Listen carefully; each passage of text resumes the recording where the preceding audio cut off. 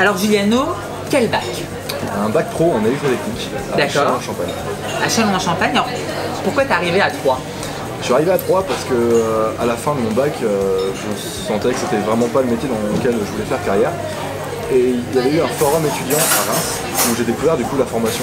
Au début, je voulais faire quelque chose plus dans le son, audiovisuel. Et en parcourant le forum, j'ai connu du coup la formation MMI de Troyes, j'ai pu échanger avec des étudiants. Et ça m'a tout de suite plu et j'ai su qu'il fallait que je fasse cette formation. Et donc j'ai postulé directement. Donc MMI, c'est le nom de ta formation. C'est ça. Elle consiste en quoi cette formation? Alors MMI, c'est le métier du multimédia et de l'internet. D'accord. Donc on va travailler donc, principalement sur les métiers audiovisuels, infographie, donc graphisme, etc. Mais tout ce qui va être conception visuelle, sur l'intégration du développement web et sur la communication. L'audiovisuel, c'est arrivé comment dans ta vie? L'audiovisuel, c'est arrivé depuis que je suis tout petit en fait.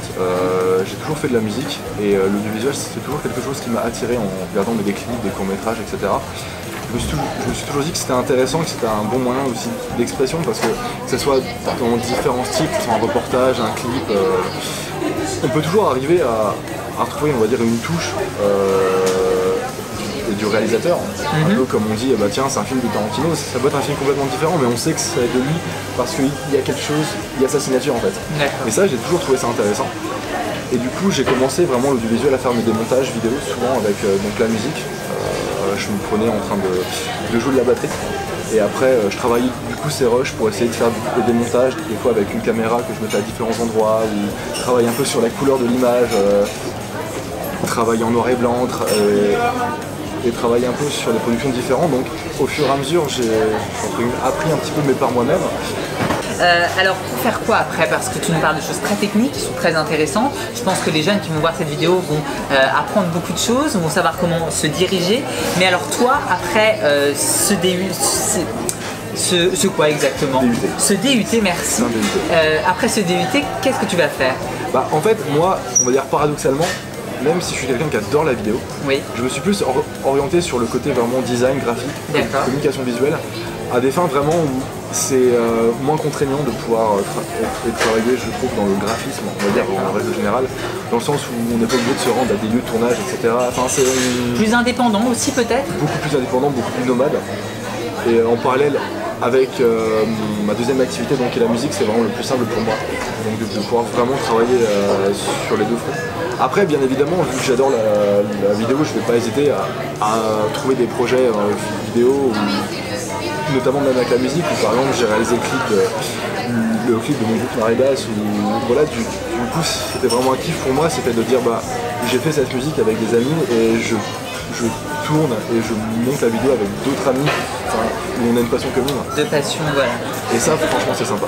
Alors parle-nous un petit peu de cette passion pour la musique, ça fait longtemps, ça aussi?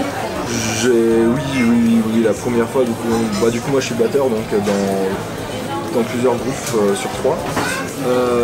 J'ai commencé, cette question c'est vrai qu'elle est compliquée parce que j'ai toujours... quelques points clés J'ai toujours un peu tapé sur tout et un jour mes parents m'ont dit tiens si on était à la batterie, et depuis c'est vraiment quelque chose que j'ai pas lâché. J'ai fait plein de sports étant gamin, mais c'est vraiment la musique, même avec des temps de pause, je retourne à la charge vraiment. Tu reviens à ça. Voilà, c'est ça.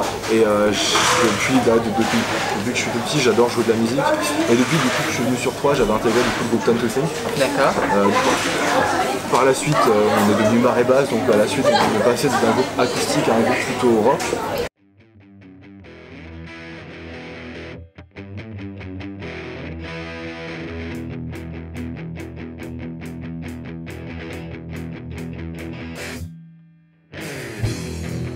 Et effectivement, du coup, ce qui a été intéressant aussi, c'est que du coup, avec ma formation donc en MMI, c'est que du coup, la partie design, entre guillemets, j'ai pu la faire, j'ai pu la développer avec mon groupe, du coup, parce que du coup, c'est moi qui avais fait le logo de Time to Think, par exemple, en vidéo et en audio, du coup, je vais faire le clip Marée Basse, par exemple.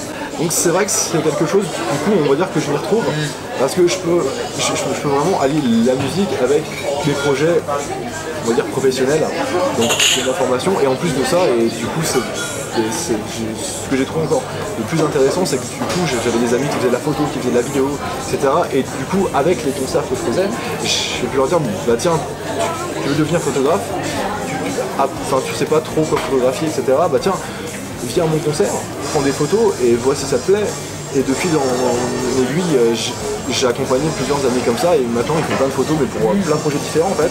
Maintenant il y a même des amis avec qui je travaille plus en termes de photos, mais qui travaillent sur d'autres projets. Et ça c'est vraiment en fait ce côté partage que je trouve ça vraiment intéressant. Alors on va parler un petit peu plus technique. Donc tu es élève boursier, c'est bien ça, ce qui te permet un petit peu de vivre, entre autres parce que tu fais des actions pour gagner de l'argent, pour vivre sur toi, en appartement, c'est ça? Ouais, je vis en appartement avec ma copine effectivement. Et l'avantage aussi de l'infographie, du montage vidéo peut-être, et de la musique aussi, même si c'est une passion, j'aimerais bien aussi que ça devienne mon métier. Et du coup, des fois, je n'hésite pas à essayer de trouver, on va dire, de décrocher entre guillemets, des contrats pour pouvoir arrondir les fins de mois. Bah évidemment, c'est sûr. Donc voilà, vraiment, en tout cas, pour l'infographie, le montage vidéo, etc., vraiment, de passer du côté formation, donc des théoriques, au côté vraiment, c'est mon travail et je vis de ça. Oui. Alors que la musique, c'est encore un petit peu plus différent. Bien sûr que je voudrais devenir professionnel, mais c'est pas vraiment, c'est pas que sur moi en fait. Alors que pour les autres activités, c'est vraiment à moi de trouver les choses. Voilà. Alors une dernière question, Giuliano, est-ce que tu as quelques conseils à donner à des jeunes, des étudiants, des lycéens qui voudraient se tourner vers le domaine de l'audiovisuel? Pour vous qui nous écoutez, Giuliano, est-ce que quelques petites choses? Déjà, tout simplement, c'est être passionné, donc ça c'est ce qu'on retrouve dans toutes les interviews possibles et inimaginables, donc la personne doit toujours dire il faut être passionné, voilà, donc ça on va dire c'est un fait, c'est pas quelque chose non plus que je vais plus revenir que ça. Après c'est effectivement, les projets, c'est entre guillemets déterminer qu'est-ce qu'on veut faire réellement. Est-ce qu'on va être monteur pour des blockbusters, est-ce qu'on va être monteur pour des courts-métrages, pour des petites vidéos, etc. Et ensuite c'est essayer de développer un peu ses contacts. Donc par exemple, en plus maintenant avec les réseaux sociaux, c'est très simple de contacter des personnes, et en général personne va mordre une autre personne parce qu'il lui a demandé d'assister à un court-métrage. On va dire que pour moi vraiment, il ne faut pas du tout se dire je fais une formation et c'est bon. La formation va me donner des clés ou va me donner des chemins pour travailler, et il faut vraiment pas hésiter à travailler les week-ends, vraiment travailler pendant les vacances vraiment à fond sur d'autres projets que tu vas faire avec tes amis, etc. pour vraiment allier le côté loisir au côté vraiment professionnel, qui même des fois si les profs le permettent, pouvoir leur montrer et pouvoir échanger là-dessus. Merci beaucoup Giuliano pour cet entretien. Merci à toi.